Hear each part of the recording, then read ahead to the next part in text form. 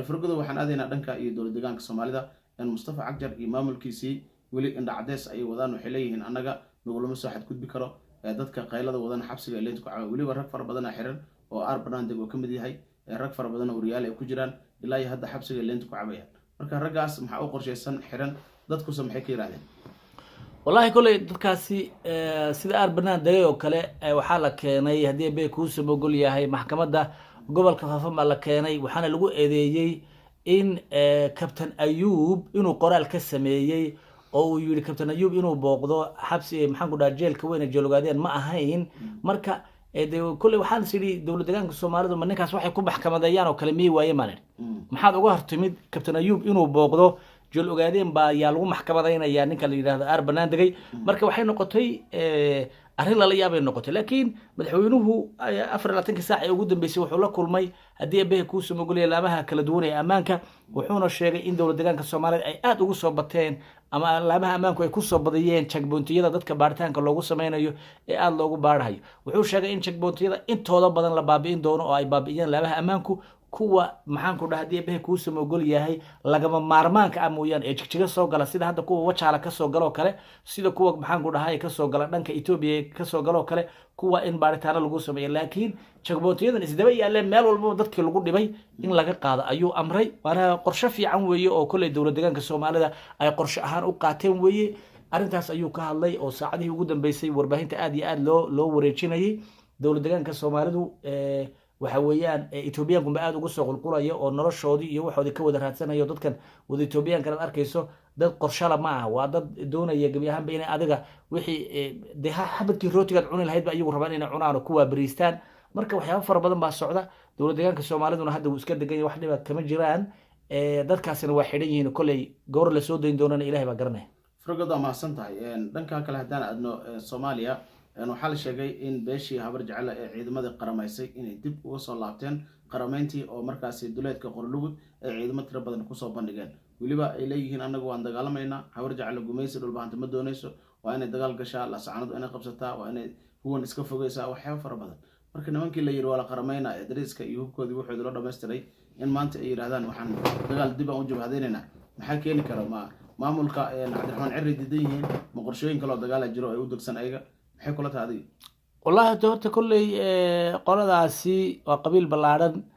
dagaal waxba ku keenay ma hayaan nabad hadii aan waxba lagu keenaynin muddo laba sano ay hadda leeyihiin dhulbahanta iyo faqashin iyo bursangeli baa inuu la dagaalamayna way ishubeeyeen runtii aqliga inuu shaqeeyana waa muhiim meesha way ku dhamaan mooyaane wax hadda guul ay ka gaarayaan ma jirto reer Khaatuumana de maamul bay noqdeen oo hadda la aqoonsaday maamulada dalka Soomaaliya kamid ka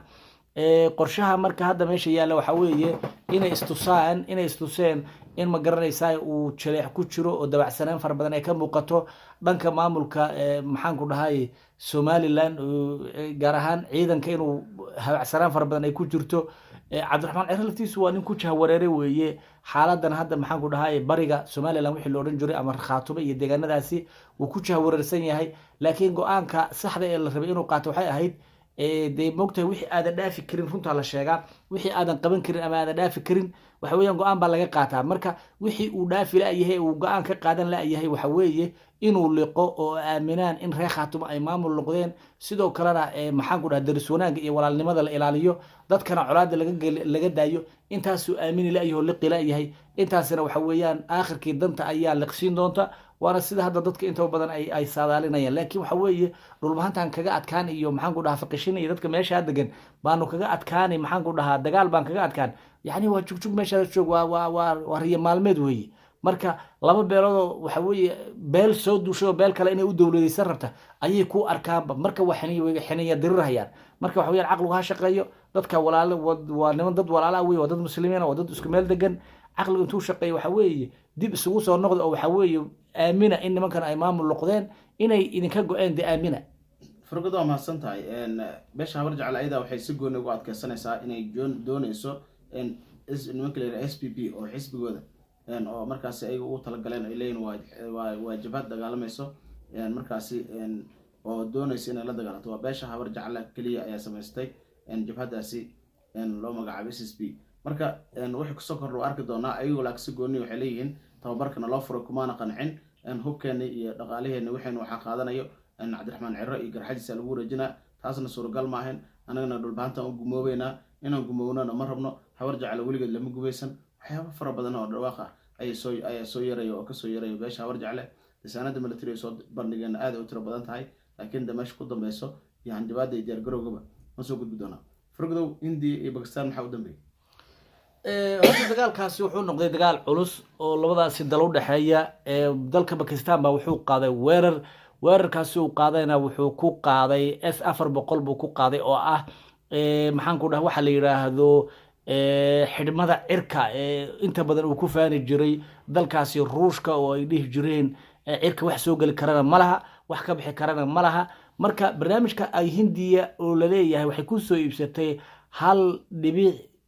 1.6 bilyan oo dollarka Mareykanka ah ayaa waxaa weerar ku qaaday diyaaradaha dalkaasi Pakistan waxayna gabi ahaanba burburiyeen maxaan ku dhahay saldhigyadii cirka ay ku lahayd dalkaasi Hindiya ama Hindiyaanku ay ku lahaayeen isla dalkooda afayeen u hadlay wuxuu sheegay haddii baa ku soo gol yahay in Hindiya dharbaxa kullu ay ku dhacday oo gabi ahaanba la burburiyay maxaan ku dhahay qorshahaasi la burburiyay waxa kale oo ay sheegtay dalkaasi China gaar ahaan warbaahintooda shun la dhaho in magaranaysa ay ku kalsoon yihiin in la burburiyay gabi ahaanba maxaan ku dhahay qorshihii maxaan ku dhahay difaaca cirka S-400 ay lahayd dalkaasi Hindiya ay ka soo iibsatay Ruushka waxay kale oo sheegeen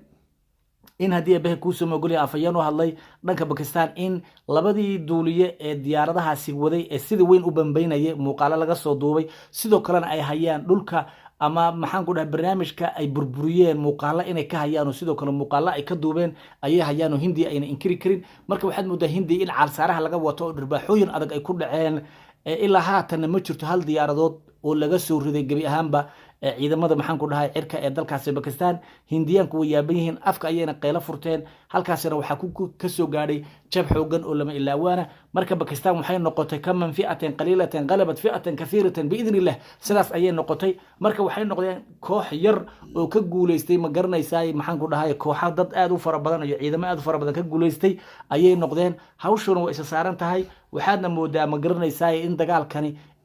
dalka Hindiya uu aakhirka ku qasbi doono inay ma garanaysaa aaminto in laga awood badan yahay dhanka cirka xaqiiqatanna dalkaasi Pakistan wuxuu ku jira wadamada ugu horumarsan dhanka cirka ama ciidamada cirka ugu horumarsan ayay ku jiraan oo aad iyo aad bay dhanka ugu dheereeyaan marka xaaladdu aad iyo aad bay u kacsan tahay ninka lagu magacaabo Turkiga waxay eedeynayaan nimankan lagu magacaabo Turkiga oo waxay leeyihiin diyaarado aad u tiro badan oo Turkiga uu soo dhiibay ayaa lagu duqeeyay dhulka Hindiya marka eedeyntaas Turkiga loo jeedinaa maxay tahay Turkiga haddii diyaarado uu sameeyay Pakistan oo ka iibsaday maqalad ba ku leeyahay والله هنديانكو وحويان وضد ملك قبصدان لا ويه وضد وح الله وحي قبان كران إيه وحي أي جاري كران بإسكير تهاي ويه هنديانكو وحويان وضل أذو فربضان وحين دون ين قرشاء إن هدي به كوسم وقول يا هاي أي ديدات كان أي سيدا أي جميستان وقرشوه أي كفوليان مركا عيدا فربضان بان لينا كران صويب سنة نوغلير بان سمي سنة وحي هو باكستان بان اسكوفا فوقسطي نجاها لغو دفتي وحويا باكستان ديار وحيو تهي وحكاستو تلابا كاستو اي قادو إن ما قرنسي نجاها لغو دفتي قوياهان بدل كاس مركا عيدا مدى باكستان وعيدا لسوي ضد يقصو أردا معه sarkaalkii ugu weynaa ee Pakistan oo la sheegay inuu isqarinayo laakiin hadda si toos u hadlay wuxuu sheegay in India haddii ku soo xadgudubto madax banaanida Pakistan in jab weyn la gaarsiin doono waliba Pakistan muddooyinka la soo dhaafo waxay diyaarsanaysaa hubka isaanada military ugu casrisan adduunka waliba hadda waxaa laga baqayaa inay nuclear isticmaasho marka haddii nuclear isticmaasho Asia dhan soo migil gelinayso sababtoo hubka nuclearka waa 170 xabo oo nuclear ah haystaan nimankan Pakistaniyiinta والله هرت مريكان جو كديجي إن لبض النعبة أي دكسدان هو كان نوكلير كسيدو كلا وحود دي ديارته مريكان وكيبي هندية وسيدو كلا وكيبي باكستان إن لبضوا أي استعمالان أو يدقال كايسو استعمالان لفتقود وجدجي مركا وحاجة تدح حادين فربضان إيو وده هذا الله فربضان أو لو باقي لبض النع إن أي دقال كجوجيان حيصدنا أي قبوشيان لكن نمان كان لو مقعبي هنديان كو مركي هو وحيس لهين واتكتاكرون تاي لكن هذا وحي قدان نمان مقرنا يساي هذه دقال كسيو ku baabi ama ku jabi ama laga taagroon yahay u muuqdaan waxayna ku qasbanaan doonaan inay wada hadal ay aaminaan oo ay sidaas ma garanaysaa wada hadal lagu dhameeyo xiisada labada dal ee u dhaxaysa Hindiya iyo waliba Pakistan farqada ma santahay Hindiya Pakistan dagaalo hore ay galeen oo muddo ay markaas dagaal inta soo jar ay la heshiisiyay ilaa hadda kuma heshiin gobolka Kashmir oo markaas ay isku haystaan labada qolo dadka degan Kashmir waa dad Bakistaniyiin ah laakiin dhulka waxaa la Hindiya askale marka waxa la isku haysto dhulka iyo dadka waay nimankan waxay leeyihiin dhulka leenahay kuwan waxay leeyihiin dadkii ayaa anaga naga dhashay marka taas ayaa la isku haystaa waana gobol weyn oo markaasi aad u weyn oo dad badan ay degan yihiin sababta la isugu haystana waa arrintaasi oo dhulka iyo waxaa la isku haystaa dadka shacabka qoladii qaadan lahayd mida kale gooni aan kugu daray waxaa kaloo jira Kashmirtu waa dhulka ugu khayraad badan way webiyada mara dalaga ugu faraha badan iyo beeraha ugu faraha badan ee ka soo baxa ama labada dal ay ka faa'iideystaan meeshu ka soo baxo gaar ahaan cinabka iyo qudaarta kala duwanba waa deegaanada Kashmir aad iyo aad waa ma saddex farqad wax ku soo kala barnaamijyada halkan aan ku soo gudbana barnaamij shirgareey meel fog gaarsiin